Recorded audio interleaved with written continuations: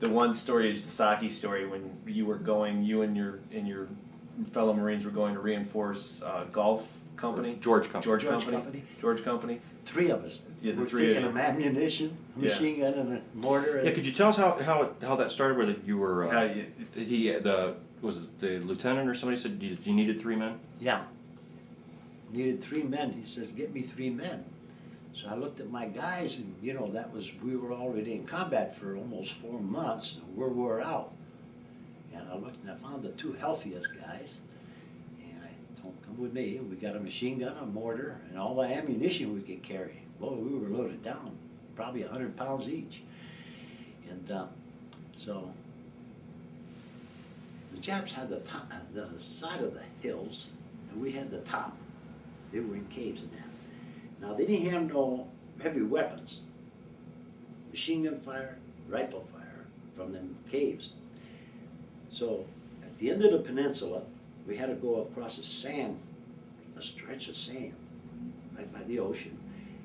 So I told the guys, I told them, listen, they're going to be firing at us, and they're up high. We're going to look about this big to them. I said, zig and zag and don't take no chances. If you see bullets hitting in front of you, hit it, fight a different way. Go backwards part of the way. They'll look for you to go forward. So all the way across, we made it. And then there was a hut there, grass hut. And we figured we'd have to infiltrate it. Maybe there was Japs in there. So we got ready, we infiltrated it. There was nobody there. And when inside the door, there was boxes. So we wondered, what's in them boxes, So I always carried a thin rope with me, a long one. So we tied it to the lid, got out, pulled it open. Nothing happened. Got up there and it was saggy. So I told the guys, on the way back, we'll take a bottle. Each take a bottle. So now we commenced to go up along the ocean. And George Company was told by our company that we made it across.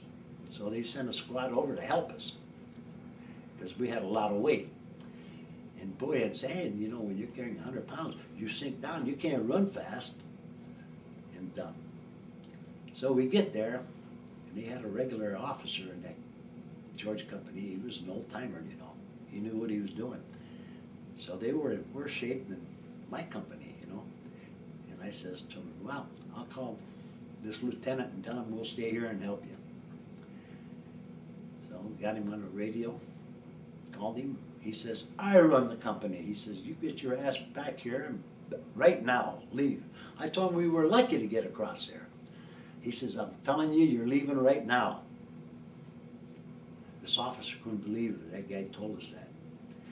So we went back, infiltrated that hut again, make sure nobody got in there. And I put one in my pack now, I'm going back empty. And it's a quart. And the one guy, Jones, he put one in his pack. The other guy put 3 in his pack. That's where I made a mistake. Then he put between his fingers, he slung his rifle, and put between his fingers, he's going to carry him. I told him, your life is more valuable than that. But I made a mistake. I should have told him to drop him. That was the one time I didn't give the right command. I didn't do the right thing. Now we started across, and we're going and infiltrating, taking turns. And when you see bullets hitting in front of you, you hit it and go a different direction. Crawl, creep. And I look back, and this guy's coming, and I see the machine gun, hit bullets in front of him, and I hollered at him, hit it, hit it. He won't hit it. And boy, he got him right through here, and it came out through here, right through his lungs and that. And the bottles went up in the air. So me and Jones dug a trench in the sand going back to him, pulled him into a shell hole, stuffed the holes with part of his jacket, What could we do? I says to Jones, you stay here, our company can protect you from up there. I'm going to go find some help to get him out of here. So I went the back way. They know I'm going to the left, I went to the right. And I started zigging, and we never had no tanks until then. I saw a tank. right at the end of that there last hill. And this lieutenant was sticking out of the tank, you know. And I jumped on the tank, I told him, we got a man out there. Let's go get him. He's wounded. He says, who are you? I said, Sergeant Athans. He says, this tank doesn't move without orders, is what he said. So I had my Thompson slung. Pulled out the 45, put it right between his eyes. I said, you just got the orders. And the tank moved. So we got there and the guy died. So we put his body on the tank and walked on the other side from the hill. And get back. He asked me again, you know, when we got there, he says, what outfit you in? I told him, Fox Company, 2nd Battalion, 5th Marines. When we got back to the area, got a radio call and wanted at the battalion CP. So I get there and that's Lieutenant Colonel Wall, my buddy. He says, Pete, here's what I heard. I says, you heard it right. He says, would you have killed him? I says, absolutely, if he didn't move. He said, I'd have done the same thing. Now, you know, I got malaria, jungle rot and that. He pulls out a pint of whiskey. He says, get your canteen now. A quart it was. But about that much in my canteen. And you know, when you got malaria and jungle rot, you can't drink. But he didn't sentence me or say anything, you know, so I went along with it. I'm drinking. I got drunk. He got drunk. He fell off his chair. It was actually logs. There wasn't no chairs. So I went to get up and I couldn't get up. I was petrified like. I thought, Jesus criminy. I never was drunk, you know, like that. Wow. So I got down on my hands and knees. I crawled over to him. I got him up on his cot. And it started raining like hell. So I started going through the tents. I didn't want to go a long way, you know? So I'm taking a shortcut. I'm crawling. Other companies, they see me crawling and they just looked at me. They wondered why I was crawling. I couldn't get up. I get back to the tent, you know, and I managed to get on my cot. I did take my shoes off, and I just laid back on it. We didn't have no mattresses or anything. And you know, our tent blew away that night. I didn't even wake up. In the morning, when the sun hit me, you know, I woke up, and you got legs like this on the middle and the ends, right, on the cot. I was bent like this. The ends. Yeah. That canvas stretched. So I got up and my shoes were missing. Stuff were floating all over the place, you know. We had trenches to drain it, you know, because it used to be a swamp, see. I looked around, I found a pair of shoes. They weren't mine, but I put them on. That was on Palau, right? Yeah. Yeah, it was on Palau. We were just reading an article from the 5th Marines about that. That was, Yeah, that was a bad place. Mhm. You know, 60% casualty. Yeah. Then your next stop after Palau was Okinawa, Right. and then that's the other story we needed to get was what happened to you on Okinawa again. I know you've told us this before, and from the landings, and of course your wounding and everything happened from there. Oh, yeah, and I was put on a mortar platoon because I was the only raider left, Lieutenant Colonel Wall.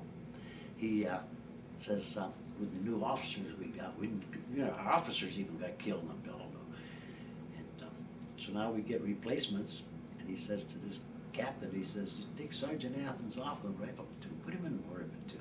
He teaches them, he fires them. Nobody's allowed to fire over our heads unless he does the firing. That includes the Navy. Guess what? When things got tough though, they come and got me to do the old job. And that's when I got it. Set an OP out in front of our line. And, they got us. And that was Artillery. That was September, or no, I'm sorry, May. May 5th. May 5th. And then the other guys were dead. They were in pieces. When I did come to, I guess the Japs already counterattacked and left. I came to. The only thing I could move was my right arm. So I thought, what am I doing here? I better get back to the line. So I reached behind me, grabbed rock, grass, whatever I could, and dragged myself. And I could see the shape I was in. Whew. And I thought I got back, and I never got back. It was this corpsman that found me, you know. He says, in that article, you know, well, we got hit. He said, he come up there and they moved the wounded out already. And I was laying with some dead guys. And they thought I was dead. When he turned me over, he says, your eyes rolled up and looked at me. And see, earlier in that day, this officer we had left, he says, we got 2 new corpsmen, and he mentioned names. One was German and one was Spanish. And when I looked at him, he was fair-complected, blue-eyed, blonde. I says, Bob Kessler? And he nodded yes. He says, then you went into a coma. He says, we had no way to get you out. Everything was already 7 miles away, you know, to the hospital. He says, so I stopped the tank, put you on a tank and got you there. And then when I got there, they declared me dead and put me with the dead guys. Yeah, and then at night, I could see the stars. When I came to, you know, my mind, but I couldn't move. And I thought, where the hell am I? And pretty soon I heard voices, and I saw a flashlight, peripheral vision I saw from the right. And it got closer and closer, and pretty soon I heard the voices. I thought, geez, that's the bearing detail. I better let them know I'm alive. I tried to move, I couldn't do nothing. When they got to me, evidently the guy squatted down by me. I still saw the stars, and he says, hey, Doc, this guy's still warm. And I thought, at least they know I'm alive. But I don't remember him moving me, but I remember that big light, you know. I was in surgery, and I saw this hand coming, ether, and that's it, blacked out. That was it. Yeah. Mm. What was that? That's everything I think we needed to get for what we lost, but if you got any other stories you want to tell us. Well, not like these. Yeah. These are the best ones. I was going to ask you, and I didn't think of it the first time we were here, and the first time I was here, and the second time we were here. When you went to basic training, I mean, I guess because we all have a perspective on military training. What was basic training like for you? Well, me, I was in shape in that. See, I always ran 10 miles every day. And it didn't bother me, but the other guys had to get in shape, see. And it was tough, I mean, you know, disciplined and regimented. And it didn't affect me. The other guys had a hard time. Once they got 6 weeks in, they were all right then. And then you go to advanced training to Camp Pelham. And on weekends, I had the right to take, you know, Friday night, Saturday, and Sunday off. I never did. I'd go with artillery outfit to learn about artillery, with anything I could learn, you know, tanks, anything they had that I didn't know about. And yeah, this story, I better, you can't tell. Oh, well, okay. Yeah. We could find an obituary. And you or said something for you. Taunton? Taunton, Oregon. Oh, Taunton? Yeah, it's a suburb of Portland. Suburb Okay. of Portland. And yeah, so he'd call me every year around Christmas time or after, and I'd call him in the summer around June or July. And I guess it's 4 years ago now. He didn't call, so I called. The telephone was just the word. It was Disconnected. Yeah. And so I got the operator. I told her, the name is McReynolds. Is there other families there by McReynolds? And she said 3. I said, get me in touch with each one at a time. So I asked them. Nobody knew. That McReynolds says, no, I lost his first name. Huh. See, I have trouble with names. Yeah, I don't know if you said it was the last time either. Yeah, I probably said it last time. Was it Robert? Was it No, Bob? no. No. That was Bob Yes. Kessler. Yeah, Bob Kessler. Bob Kessler was the Yeah. Um, And, Was it Guy? no, No. Okay. I'll think of it eventually. And so, that family didn't know him, or never heard of him, Yeah. suburb. So I went to the second one, same thing, they didn't know him. Now that's Scotch, you know, Yeah. like Reynolds. Yeah. And the third one didn't know him, never met him or nothing. So I thought, isn't that odd? Yeah. Same name, and you don't know Was- each other? Do you know if he was originally from that area? Yeah, Okay. yeah. He was a engineer on a railroad. Yeah. Okay. And That might help. Like I said, I was gonna try to give you a little bit of closure as far Yeah. as that goes with that. I mean, that way you would know for sure. And so I tried after that again, but nope, and he never called me. I couldn't get in touch with him. So I know he passed away, because the last time he called me, he says, you know, Pete, there's 3 of us left. Colonel Edson, Colonel Walt. Walt. Yeah. Colonel Walt, you and me. Yeah. Where was Colonel Walt living? Do I don't know. Don't know where he was. No. I know this. He did work, you know, the Marine Yeah. Corps sent Yeah, him he here to retired from the Hercules Marine. Motors Yeah. to learn about motors and stuff. Mm. He must have been in the mortar outfit, you know, Yeah. transportation. Yeah. And then later, when he became an officer, I guess, he got out of it, got in combat outfit. And he said, after the war is over, I'll come and see you. But he never came to Well, see you me. know, I know how that gets. I mean, there was guys that we always promised to keep in touch with. Yeah, and he became a general, see? Yeah. Yeah. And, he might not be living though. Yeah, I'm gonna see what more I can find about Colonel Walt for you too. Yeah, he must be at least 10 years older than me, Yeah. or more than that. Yeah. Because he worked at Hercules way before I did. Yeah. I only worked there in 41 for 6 months. Yeah. And he had that detachment, another detachment of Marines there. Yeah. And so, funny things happen, you know. and- Yeah. Going back to when you were in advanced training, what was your favorite thing to do? I mean, I know you like to learn, but what was your favorite aspect of that? I mean, At Pendleton. yeah, was there a favorite piece of equipment, a favorite, you know, that you No, enjoyed I wanted the to most? learn about every weapon. About And every so one? I'd go and learn about every weapon, you know.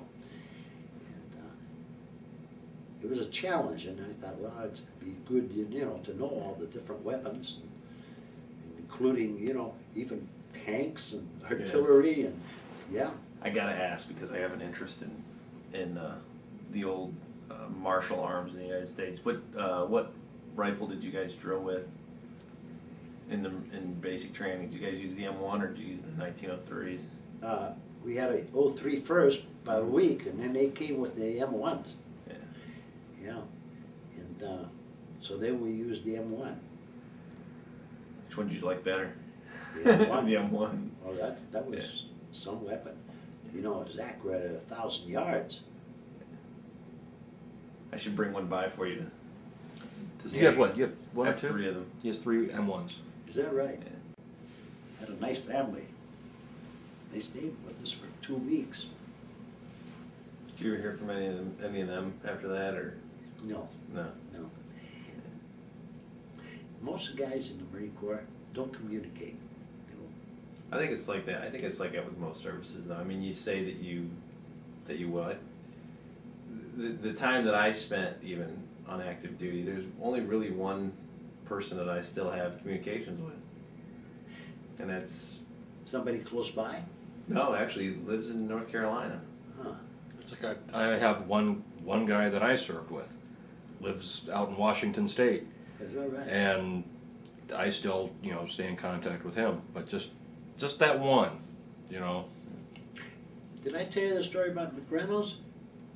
See, when we went to Palau is when he got shot up. Yeah, Did I tell you that? yeah, Yeah, and he was laying there bleeding to death. Oh, wait a minute, that one? yeah.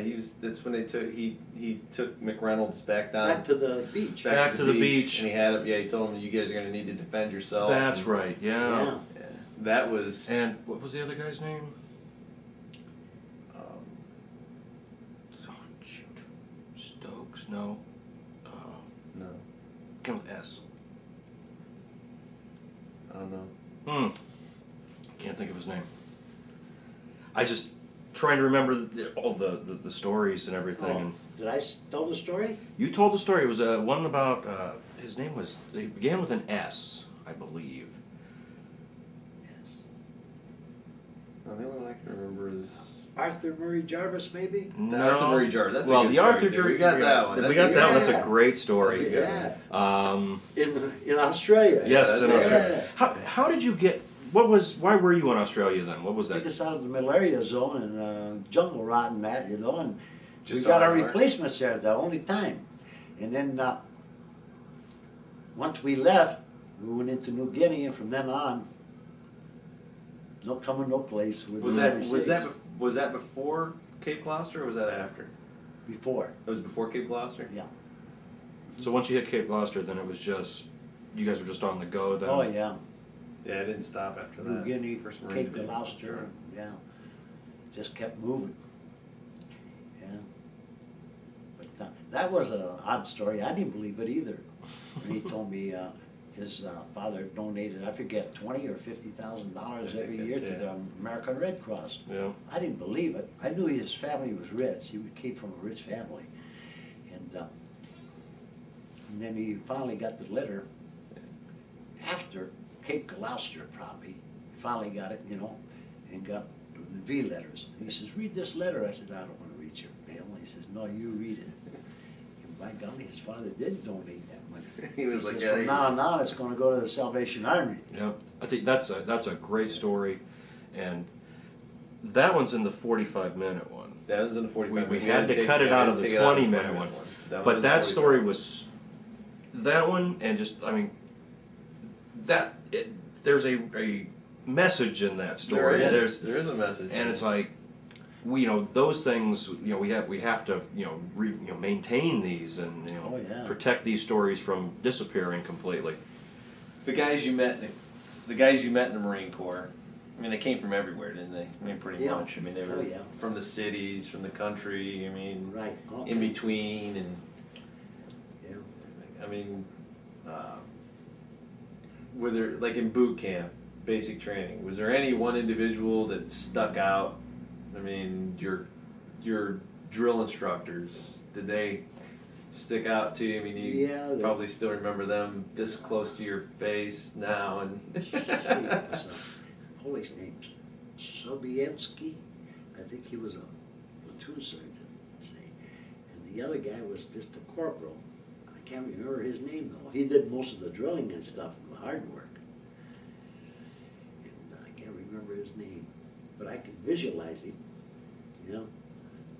You didn't have time to think, Oh man, in them days it was tough, boy.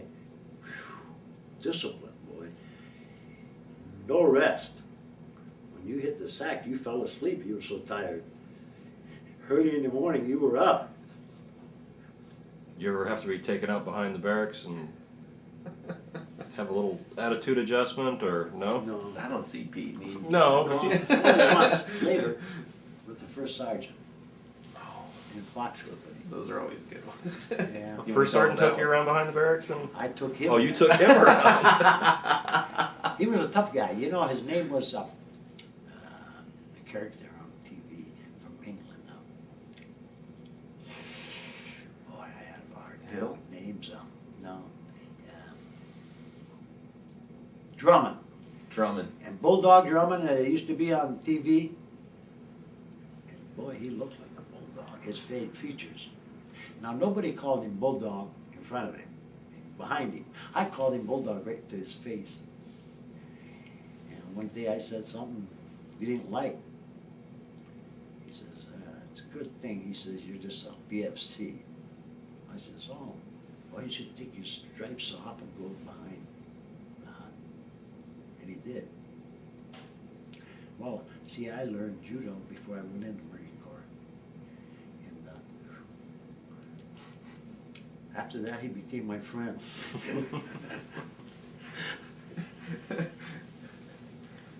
I was a oddball, I guess, because if somebody was wrong, I corrected him. I didn't care if he was a platoon sergeant, an officer, or what. Yeah, one time, we were learning about mortars, you know, and they take us out to save ammunition, you know, so we're on this plateau, you know, and targets are way down there on a lower plane, and range cards you use. And they had them all marked out so they don't waste any ammunition. You gotta hit the target every time, right? If you do it right, you set the mortar up right, it's gonna hit. He says, the range cards are wrong. They went over. Always went over the target. I told him, no, the range card's not wrong. I says, we're on a different plane. Nothing comes straight down. Anything that's propelled, mortar comes out about 10 degrees. So on the level, it'd be accurate. But when you're on a higher plane, it's going to over, right?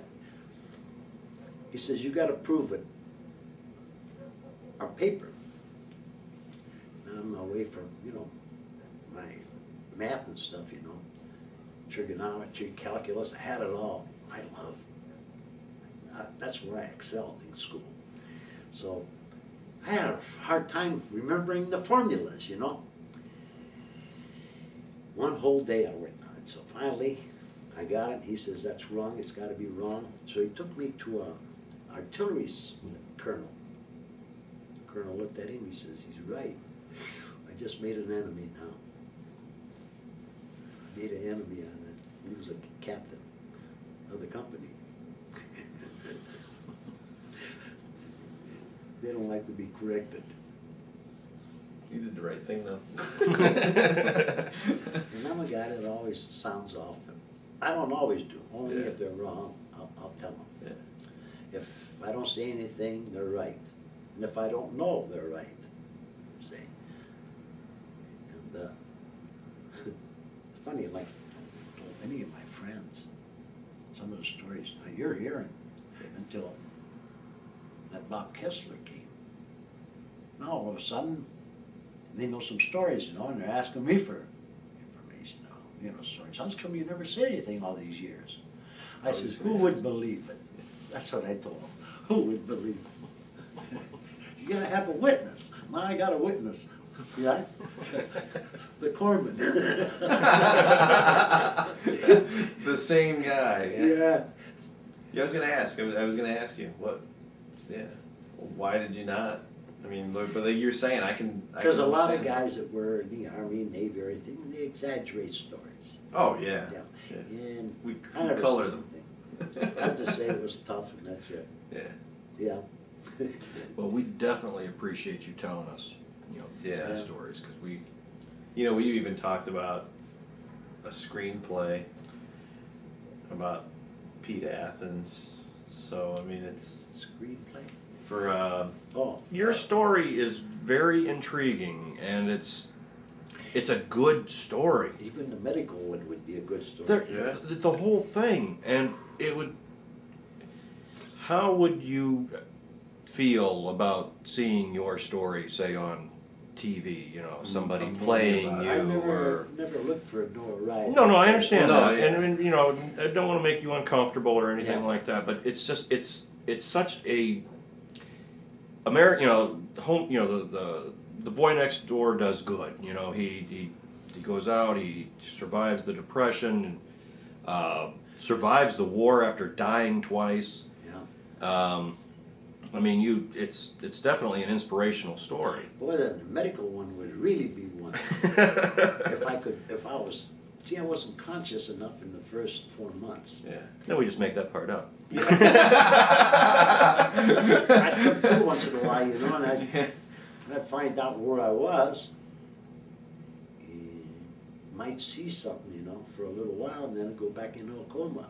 Next time I'd come to, I was in a different island, a different hospital. From a Navy to an Army, and back to a Navy, and I was transported by slow boat. Yeah. And then at Pearl Harbor, I was in the basement when I came to. I thought, I wonder why I'm in the basement, you know. It It was a dead ward. Yeah. See, in them dead wards, boy, they experiment on you when you're unconscious. When you came back and you met your parents when you came back here to Stark County, Ohio, what was that reunion like? Well, you saw the picture of my mother and Yes. father when they sitting between them? To them, see, my mother takes everything more seriously. The Yeah. day that I got shot, she got shot down in the garden. I mean, she felt like somebody stabbed her in the back. And her neighbor was there watching her. I had to help her get her in the house. And she said, Mary, what's wrong? She said, something happened to my son. And then she found out. Maybe Something it was a day. Yeah. When did she find out that you were so badly wounded? Was it several days? Was it a week? Was it? Well, I never told her, you know. I never, Yeah. When I come to, I had the nurse or somebody write a letter for me. I couldn't even write. Well, did the Marine Corps let them know? Let her know? Did the Marine Corps let your parents know? They almost sent the letter for death, you know. Yeah. And they stopped it in time. Yeah. And then I had some Red Cross woman write a letter for me, like that, you know, Yeah. or a nurse or Yeah. somebody. And, long road back, boy. Yeah, it was. Yeah. I remember when, see, you know, doctors make a lot of mistakes. Yeah. You know, they're always experimenting. That's a problem. Well, you know, yeah, they kill 100,000 people a year. I don't know if you knew that, but yeah, I'm sorry. Yeah. Yeah. Yeah. Yes. And one thing I learned when I was in them hospitals, once I was conscious, I was in urology, and I was able to, I started reading books on urology, orthopedic, any place I was, different wards, and I learned. And I learned sterile technique, I learned a lot of things, and that's why I'm surviving. I don't run to the hospital every time something's wrong. They'd kill me. I do it myself.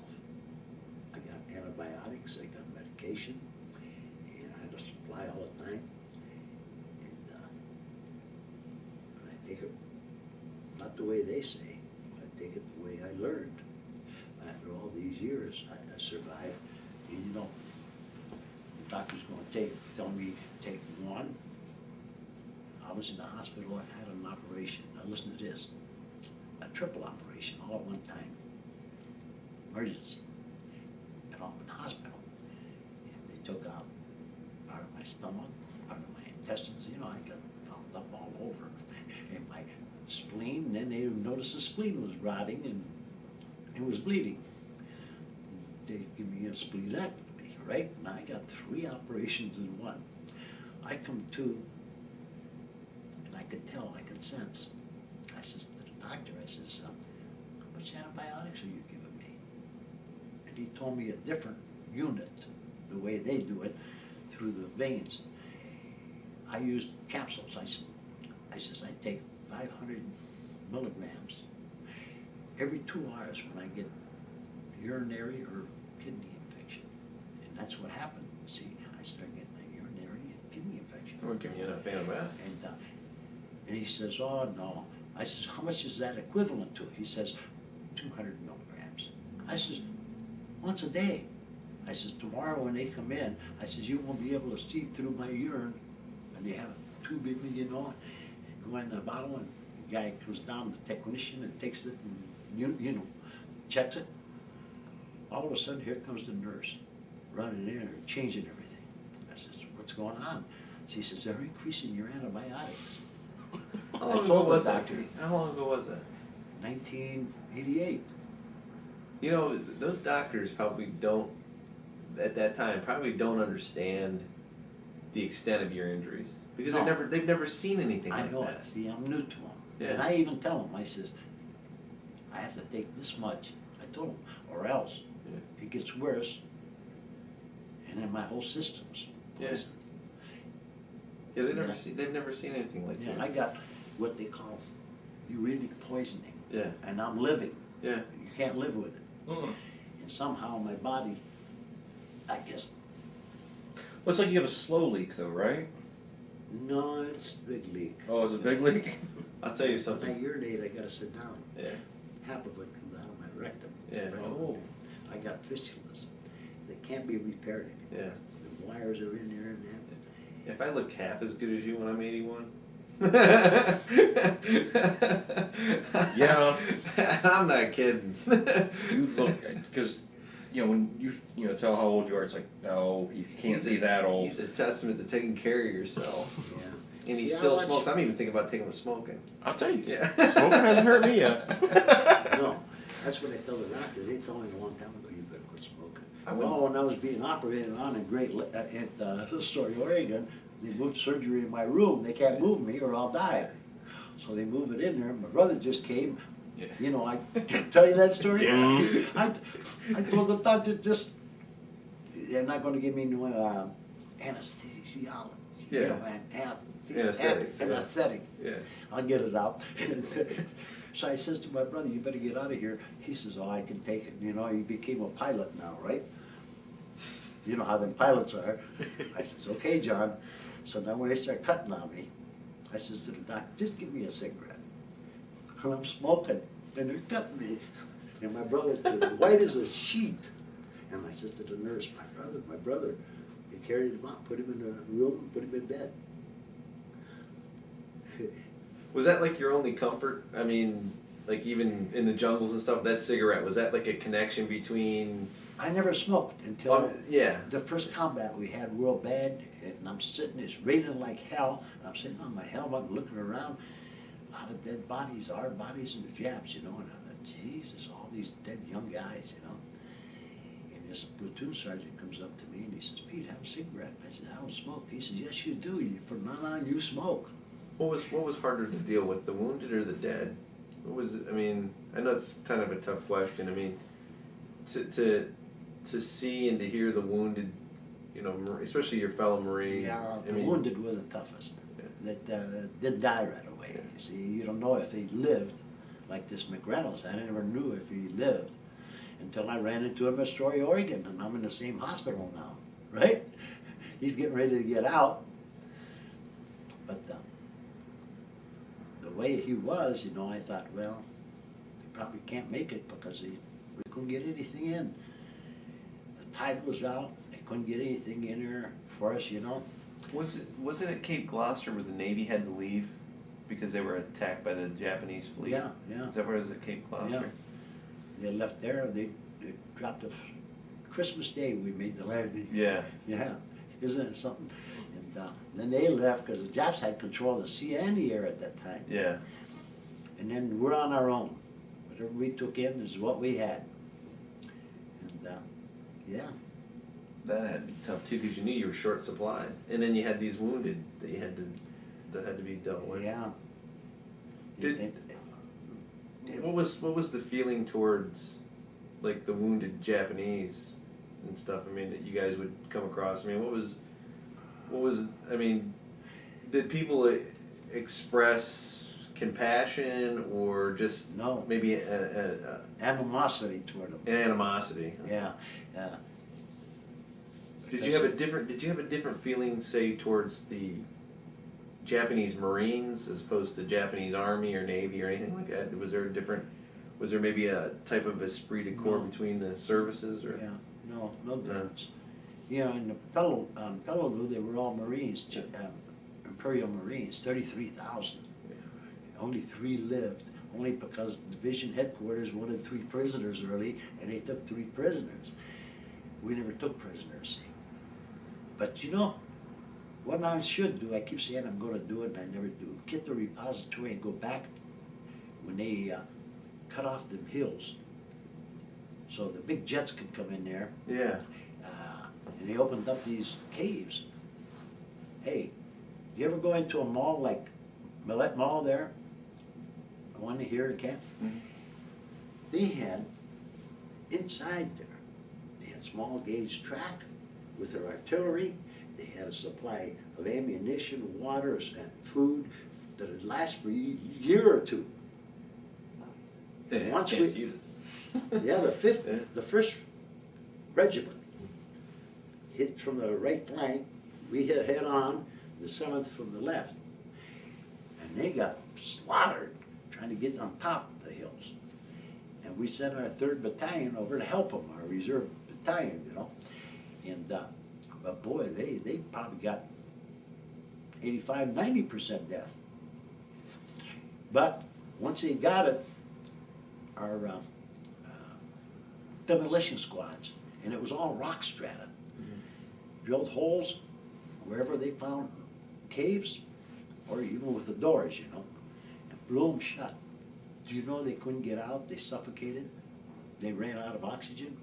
Because when they opened them up, and I don't know what year it was, maybe 52, 53, 54, in the repository where they said that they opened them up, and it said how many thousand they found in there that weren't shot, they died of suffocation. Yeah, buried alive. That's what it amounts to. Even if they could move around in there, they couldn't get out. Yeah. They try to get out by using their artillery trying to, Blast through. didn't work. Just used up more oxygen. Yeah, funny things happen in the war. See, now that's an oddity. Yeah. Nobody ever thinks of that.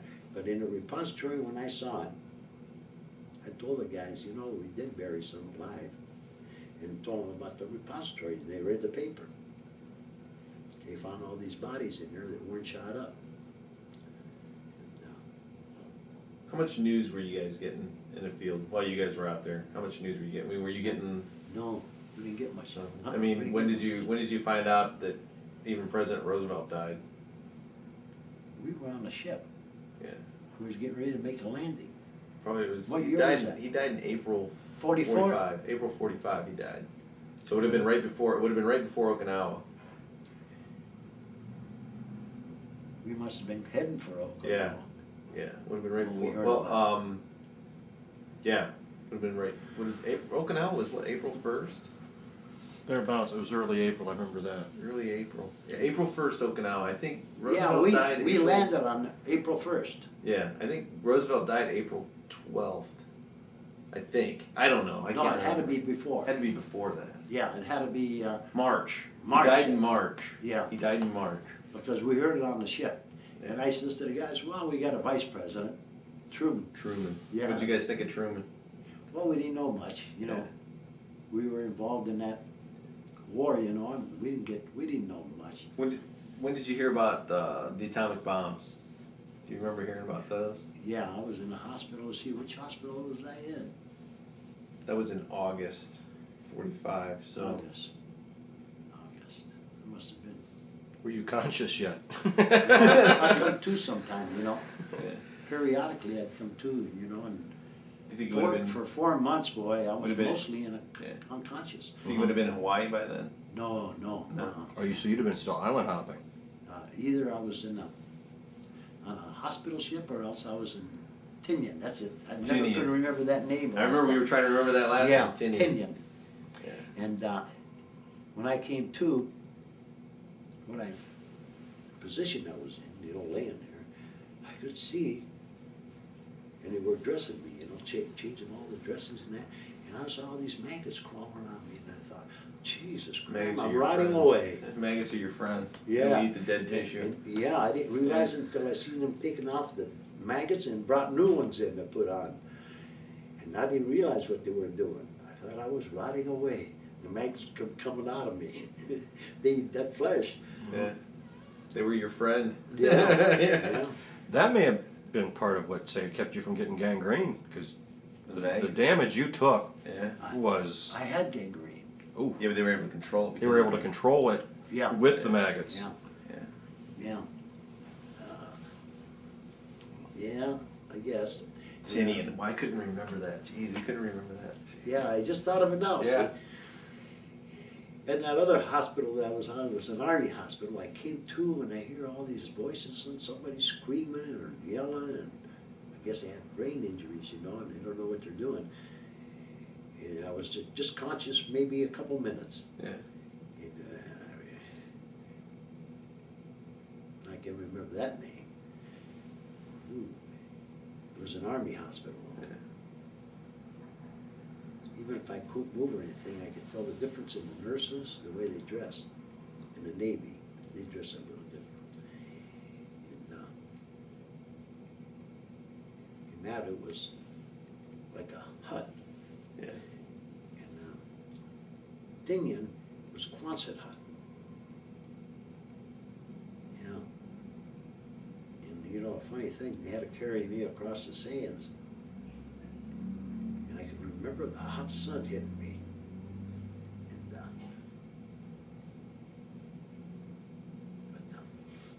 it's funny, you hear, you know, remember little short things when you come to, and you can't do nothing, and you know how many times they thought I was, you know, totally unconscious, you know what I mean, where I didn't hear anything or understand anything. Like, well, I was still in Okinawa, and the first time I came to, in Sten Hospital, the head doctor was making these rounds, and the ward doctor told him, Sergeant Athans won't be with us by morning. And I thought, these guys are crazy, I ain't dying. So your sense of hearing was still pretty much there? Yeah, Yeah. yeah, I mean, that must have been an incredible sense. I mean, waking up and seeing stars and knowing that the other wounded are probably in tents and sheltered somehow. And yeah. I mean, I couldn't. It's hard for me to imagine what it'd be like to be, you know, and like you said you see stars and you know you're alive, but How do you tell them that everybody you're alive? else is Yeah. dead, and how do you?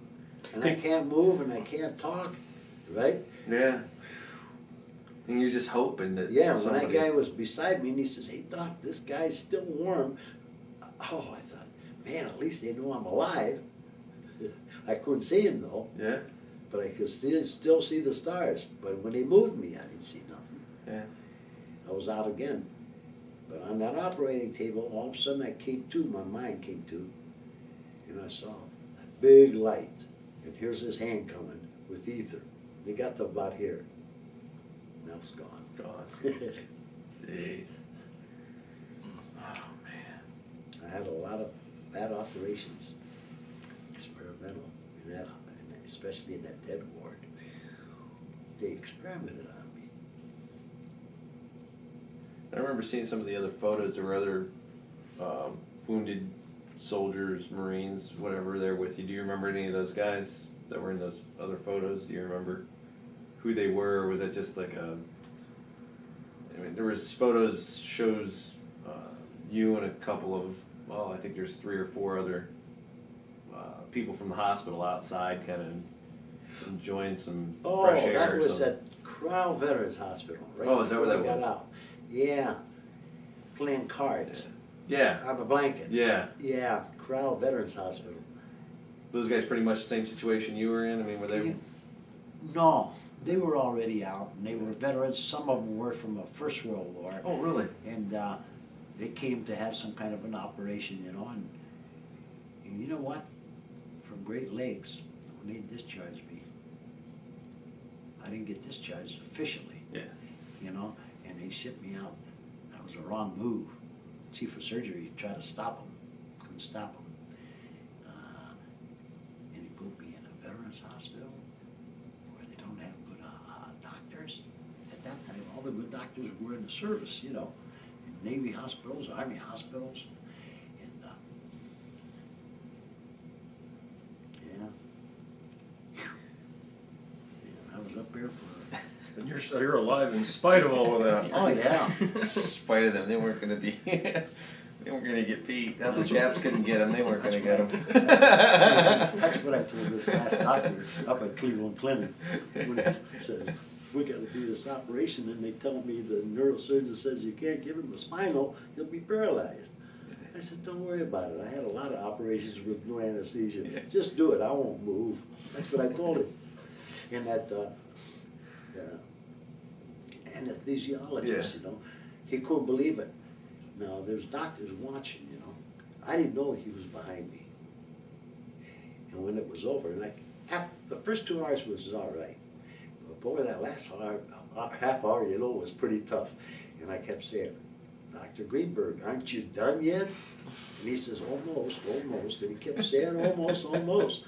Finally, when it was done, he says to the nurse, go get him a half a grain of morphine. And this guy reaches over me, the anesthesiologist. He kissed me right on the head. He couldn't believe that I wouldn't move. Man. Jeez. And then another time at Astoria, Oregon, when we did that big operation on me, it lasted for like 14 hours. And he started me out with a spinal. Now, the only thing it was on the table was my shoulders and my head. And they had me on stirrups. Yeah. And had a towel right in front of me so I couldn't see. Probably a good thing. The other I ones think Pete I could saw. take it though. So pretty soon, I didn't feel nothing. Pretty soon I started feeling everything. And I remember my right eye's tearing. And it went right into my ear. But I couldn't say anything because what was left of the spinal goes to the heaviest, lowest point. And my head and my shoulders is the only thing on the table. And the rest of me is up like this. And I couldn't say nothing. I could feel everything they were doing. I mean, totally. So you're numb from the neck up? Yeah. All of a sudden, this one doctor, Man. Zeller was his name. See, today it came to me, I couldn't remember it for 20 years. And his turn was over, and the neurosurgeon took over. And he worked in shifts. And he comes over and looks at me. And then he looks at the clock. And boy, he took off. He got mad at the nurse. He picked up a tray of sterilized instruments and threw them against the wall, cussed her up and down, go get the anesthesiologist.